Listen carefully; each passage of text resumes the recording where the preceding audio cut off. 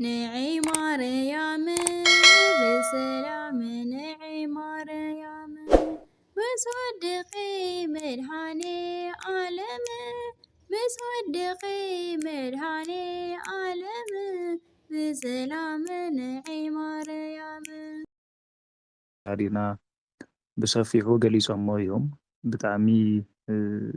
በእውነት ሰናይ ነገር እዩ ሰናይ መጽናዕንዒ ቃል እዩ ሰናይ መልእኽቲ እዮም ሂቦምና እሱ ኣብ ተግባር መዋዕል እዩ ካባና ትጽቢት ዝግበር ንእሽተይ ትርእሲ ወይም ትዛዕባ ንእሽተይ ትሕዝ ለብልና ልሕዝን ልነክእ ነገር ስለዝኾነ أم أرثوذكساويان أم كريستيان لعلمنم كجنغنا لجبوا نجر عاوز بالعلمنم كل يخلي كل التموتيو ما سجى موت بتشاي وقنيبزي عرسخا متفاعل مالت خال أي موت لنفسخا موساخي لنفسخا لمقتالي سواء عرسو كتف كله للرأي ولملكته نجر تعيو سلتها جزياويو لجزيو عرفتها جنائية لجزيو تجنك مكراي كجلاجلو خيلية للحساب يبزح جزي الوسد جن الجرم لجيزيو لنبرو صان حيتله لزلعالم للو صان حيتله لوسن للو نا جيزي قداينا بتزواوارسي كنا عرف لبلنا عرفت لابلي ولو مكراي سغاينا نأكل لنا زي بتعم خبيد نجاري سلازا حاتي حواتي ردأنا أيو هم تكور ولادنا لابولنا لنبرو نا مكرا جيزي أيو بزح تسفى لقروسو نجرات كلو خلو بزح نجرات كجنغنا خلو يوم كن العلمنم تسفى بلي قرص أبو زيابير تسفى مقباري تمسير تاول بهالنجر هو من الوقت زوريانا جدل سألمات خويننا كوان خيلي تاينا برو تلي فتر لمن تايو زيابير فتيور نكنبل نخيلينا همزة عينة سمعيت بانات رحل تجمر يخوني وقناتي مصحف ቅዱስና ክልመከቶ ከለና እዛ ዓይነት ስምዒት ልተሰምዖም ሰባት እንየውዩ ሰው ኮይኑ ሲሌም ማረረሰብ የለይ ሰው ኮይኑ ሞት ለይተመነየ ሰብ ምግናይ ብጣዕሚ ከቢድ እዩ ማለት ሓደ ግዜ ሞት ቃሕ ልብሎ ሞት ልምነዮስ ንሕና ጥራሕ ልመስለና ሰባት ብጣዕሚ ብዙሓት ኢና እዩ በስታዊስናዮ ተኮይና ኣብቲ መጽሐፍ ቅዱስ ካብ ልተናገሮም ነገራት ሓደ ታዩ ስለምንታይ ካብ ማህፀነ ውፃእኻኒ ዓይኒ ከይረአየንሲ ታይ ነበሮ ምሞትኩ ኢሉ ኢዮብ ሞት ክምነ ከሎ ንምልከቶ ኢና ምዕራፍ 10 ቁጥሪ 18 መጽሐፍ ኢዮብ ተተመልኪትናዮ ኤልያስ ኣብ ቀዳማይ ነገሥት ምዕራፍ 19 ቁጥሪ 4 ካብ ቦታተይ ኣይበልጽ እሞ ነፍሰይ ውሰዳ ኢሉ ነፍሱ እግዚአብሔር ልክወስዳ ተመኒ ዮናስ ሕዚ ኢሉ ናጋ ይኾነ ሕዚ ካብ ህይወት ሞት ይበልጽ እሞ በይዛኻ ነፍሰይ ካባየ ውሰዳ ኢሉ ተመኒ እዩ ኣብ መጽሐፍ ቅዱስ ዞም ታሪካት ዚኣቶም ነግንዮም ኢና ዮናስ ናጋ ድሕር ናጋ ይኾነ ኢሉ ኣብቲ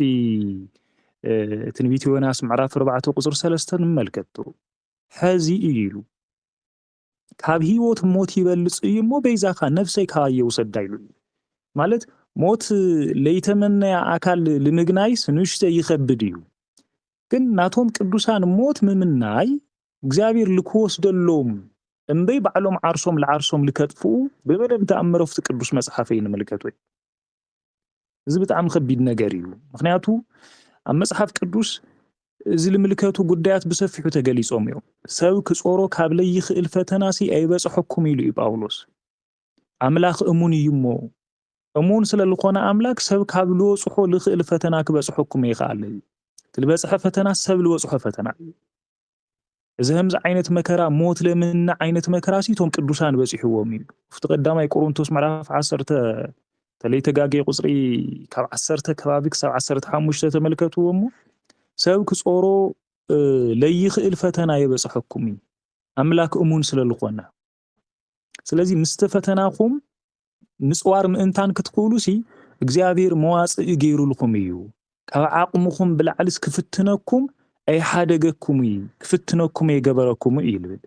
እግዚአብሔር ካብ ዓቅምና ብላዕለ ይፍትነና ወገራተይ እዝማ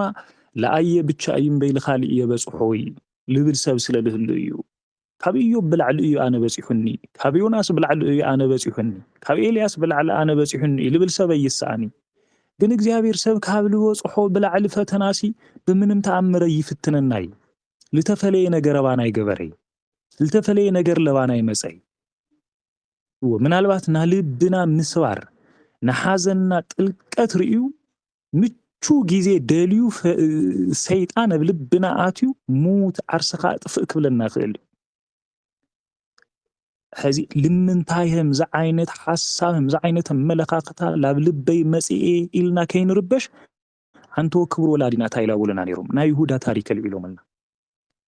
ልብ በሉ ህምዚ ዓይነት ክፉእ ሓሳብ ሊይሁዳ ለምጸሉ ሰይጣን እዩ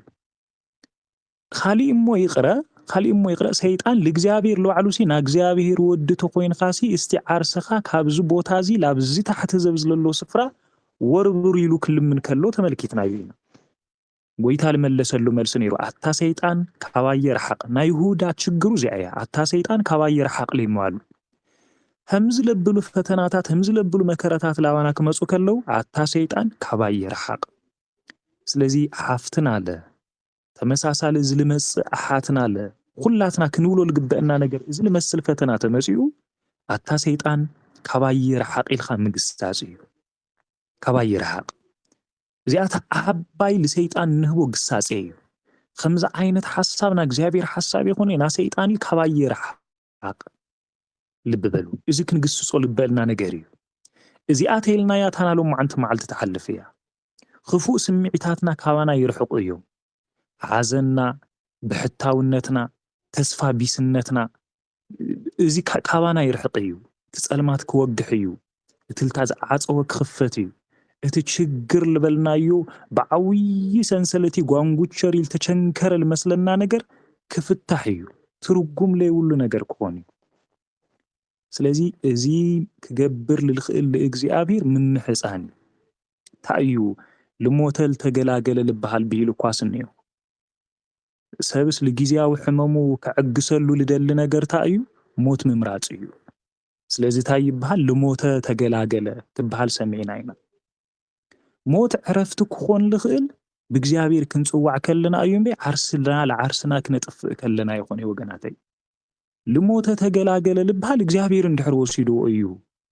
وعرسخا لعرسخا طفيقا لموتة تجلاجل كي خونسي لموتة داقم موتة أيو هو خلي من مخنيات كله يخلي أحدي أفتم مصحف كبروس جورا هواريات معرف عصرت شدوش سكن ملكات كلنا توم هواريات لتناجروا وقالنيو أنت حسب أبجز أرسخاسي حنت خفو نجر كي تجبر ኢሎም የመልስ መልሶምሉ ዓርሱ ከጥፍ እደል ይነሩ ጳውሎስና ሲላስ በእስር ቤት ተብል ነበርሉ ጊዜ ሰዓት ጳውሎስና ሲላስ ጠፊኦም እዮም አምሊጦም እዮም አይሁድ ከቀትሉን እዮም ለቤተሰበይም ከጥፍኡዎም እዮም ይሉ እዚ ካብ ልርኢ ኢሉ ሰይፈው ጽዩ ዓርሱ ከቀትል በስ ሐሰበ አታሰብ አብርዕስኻ ሓንቲ ክፉእ ነገር ከይትገብር ኢሎም እዚ ታዩ ፈልናሲ ሕማቅ ነገር ኣብ ዓርስኻ ምግባር እዩ ኣብ ዓርስኻ ሞት ምፍራድ እዩ ወገናተይ ልምንታይ ንስኻትኩም ብደም ተገዚኡኩም ይኹም በዋጋ ተገዚኡኩም ይኹም እሞ ኣብ ገዛእ ስጋኩም ስልጣን ይብልኩምን ኃይል ይብልኩምን ተባሂልና ተነገርና ይፍቲ ቆሮንቶስ ቀዳማይ ቆሮንቶስ ምዕራፍ 6 መወዳእታ ቁጽር ከባቢ ክንምልከቶ ከለና ስለዚህ በስጋኩም ለእግዚአብሔር ክብሩ ኢና ተባሂልና ዓርስና ናምጥፋእ ስልጣኑ ይብልና ወገናተይ ልብ በሉ ሓደ ነገር ከዘኻኽረከን ሓተይ እዚ ተመሳሳል ላብርእሱኹም ልመጽ ወገናተይ ሓደ ነገር ከዘኻኽረኩም ብልተኸበረና እግዚአብሔር ደም ልተገዘአ ሰብ ከመይ ገይሩ ለሰይጣን ተመሓላሊፉ ክወሃብ ክኽእል ነይሩ ኣይ ትቕተል ልተባሃለ ሕጊ ልተዋሃቦ ክቡር ወዲ ሰብ ከመይ ገይሩ ቤተ መቅደስ ክርስቶስ ልኾነ ለዓርሱ ይቐትል ኣይ ትቕተል ልብል ትእዛዝ እኮ ልሰብ ጥራሕ ይኾነይ ለዓርስኻ በዓርስኻ መቕታል እዩ ለኻሊ መቕታል ብቻ ይኾነ ኣይ ትቕተል ልብል ሕጊ ተዋሂቡ ቤተ መቅደስ ሰብነትናሲ ናባዕልና ይኾነ ና ክርስቶስ እዩ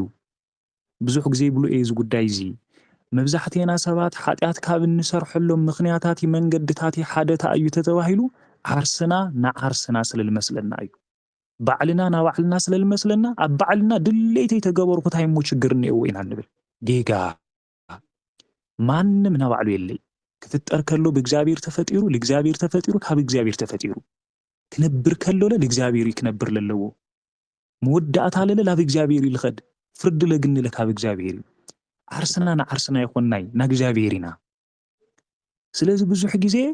ዓርስና ክንቀትል ዓርስና ክነጥፍእ ለዓርስና ኣብ ሰብነት ቤተ መቅደስና ሕማቕ ክንገብር ክንምኩር ከለና ንቐትለልና ምቕታልነት ለኻሊእ ካብ ምቕታል ምንም ልናኣስ ነገር ጌርና ክንወስዶ ክንኽእል የብልና ሓደ እዩ ጳውሎስ እዚ ልምልከት ክናገር ከሎ ማንም ናእግዚአብሔር ቤተ መቅደስ እንተፍሪሱ እግዚአብሔር ንዕኡ እውን ከፍርሶ እዩ ናእግዚአብሔር ቤተ መቅደስ ቅዱስ እዩ እሞ እዚ እውን ንስኻትኩም ኢኹም ኢሉና እዩ ቀዳማይ ቆሮንቶስ መልእክቱ ምዕራፍ 3 ማንም ናእግዚአብሔር ቤተ መቅደስ እንተፍሪሱ እግዚአብሔር ንዕኡ ከፍርሶ እዩ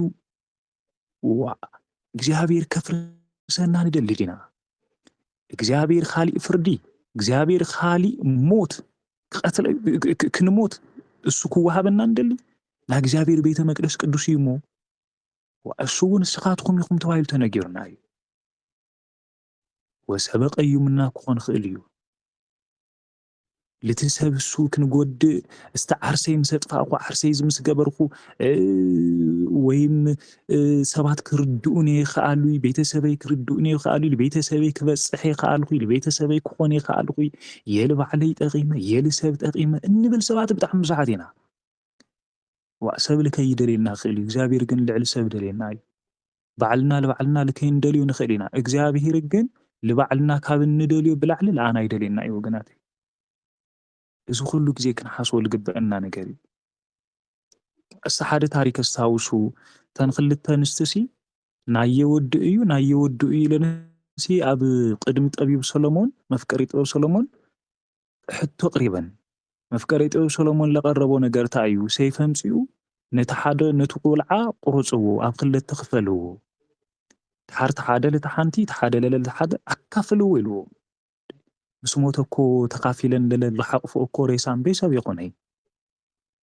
ሓንቲ እሺ ንካፈል ኢላ ተሓቀኛኖ ግን ወደይቶም ካብ ዝመውት ሲ ንኡ ይኹን ትውሰዱ ኢላ ኣዶ ምዃና በዚ ተፈሊጣ ይብልቲ መጽሓፍ ቅዱስ ልብ በሉ ዓለም ናባዕላ ጌራትና ክንኾን ንኽእል ኢና ኣብ ውሽጢ ሱስ ተዘፊቕና ክንኾን ንኽእል ኢና ከም ሶምሶን ኣብ ሕቕፎ ደሊላ ተገኒና ክንኾን ንኽእል ኢና ከም ዴማስ ብናተ ሰሎንጬ ውበት ወይ ፍቕሪ ወይ ሰናይነት ተማሪኽና ክንኾን ንኽእል ኢና እግዚአብሔር ግን ኣቦና እዩ እሞ ሞትና ኣይደሊ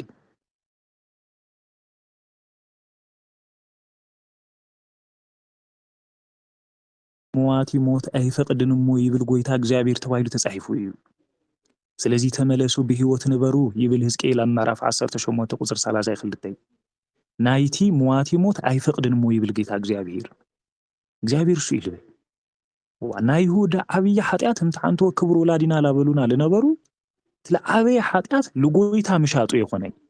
ትለዓበየ ኃጢአት ዓርሱ መጥፉ እግዚአብሔር ብጣዕሚ ለሐዝሙሲ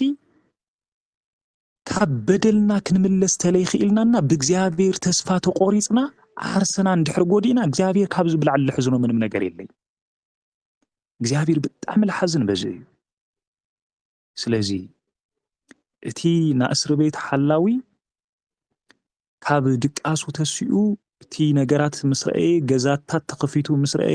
ዓርሱ ከጥፍእ ምስ ደለየ ጳውሎስና ሲላስ ለነገርዎ ነገር ኩላትና ኣብዚ ቦታ ዘለና ኢና እሞ ዓርስኻሲ ከይተጥፍእ ኢሎም ተናገርዎህም ልብል እዚ እስረኛ ዘብዝለሎ ለምለጡ መሲልዎ እዩ ህምዚ ኢሉ ነይሩ ኩላትና ኣብዚ ነና እሞ ዓርስኻ ክፉእ ነገር ኣይትግበር ሕዝቲ ልበሉ ተስፋ ስለልቁረጽናሲ ለምለጥና ዶ ይመስለኩም ልብ በሉ እዚ ሰብ እዚ ተስፋ ቆሪጹ ነይሩ ለምለጡ መሲልዎ እስቲ ተስፋ ቆሪጽና ለለና ሲ ታይ ለምለጠ መሲሉና ኢና ተስፋ ቆሪጽና ለለና ታይ ልሰዓና መሲሉና ኢና ተስፋ ቆሪጽና ለለና ስለዚ ወገናተይ ካብዚ ክፉእ ዓይነት ሓሳብ እዚ ከምታ አንቶ ለልዕልናዮ አንታ ሰይጣን ካባይ ረሓቅ ልብል መልሲ ምምላስ እዩ ድሓር ታይልና ንፍከረሉ ታይልና ንዝምረሉ ልዚ ጸላእየይ እንተወደቕኹ እኳ ክለዓል እየ ኣብ ውሽጢ ጸልማት እኳ ተተቐመጥኹ እግዚኣብሔር ብርሃን ክኾነኒ እዩ እሞ በኣየ ደሰ ይበልኻ ኢልና ኢና ክንዝምር ልግበአና እምበይ ገልቢጥና ኦ ጸላእየይ ደስ ይበልኻ እወ ተወደቕኩለ ወዲቐህ ቀር እየ ኣብ ጸልማት እየ እኒአኹ እሞ ኣይወፂ ተመሊሰ ጸልማት ክነብር እየ እሞ ደስ ይበልኻ ኢልና ክንዝምር የብልናይ ካብ ኣየርሓቕ ተወደቕኩ እኳ ክለዓል እየ ተስፋ ተቆረጽኩ እኳ ተስፋ ብለይ ይቁረጹ ተስፋ ብልህብ ኣምላክ ክለዓል እየ ኢልና ክንልለዓል ልግበአና ነገራት እዩ ኣንዊሕ ኢልኩም መስለኒ ወገናተይ ብጣዕሚ ምስ ይቅርታ ስለዚ ክቡር ወላዲና ዓንቶ ብሰፊሑ ላገለጹልና ስለልነበሩ ኣብዚ ምድግጋም ልግባእ ነገር የኾነ ግን ስለልትሰምዐኒ ኣነምቲ ጉዳይ ቀሊል ጉዳይ ስለለይኮነ ብጣዕሚ ልሕዝን ነገር ስለልኾነ ብዙሓት ሰባት ኣብዚ ግዜ እዚ ኣብዚ ሰዓት እዚ ብተደጋጋሚ ከምዚ ዓይነት ተስፋና ምቁራጽ መግለጽታት ተስፋና ምቁራጽ ነገራት ስለንምልከት ለለና ስለንርኢ ለለና እዩ እሞ ቤዛኻትኩም ኣሕዋተይ ወገናተይ ኣሓተይ ለለኽን ተስፋ ልቁርጽ ነገር የለይ ናጋ ክወግሕ እዩ ናጋ ብርሃን እዩ ግዲ የብልኽኒ ስለዚ ለምዚ ዓይነት ክፉእ ነገር ለምጽእ ሰይጣን ኣታ ሰይጣን ካባየ ርሓቕ ንበሉ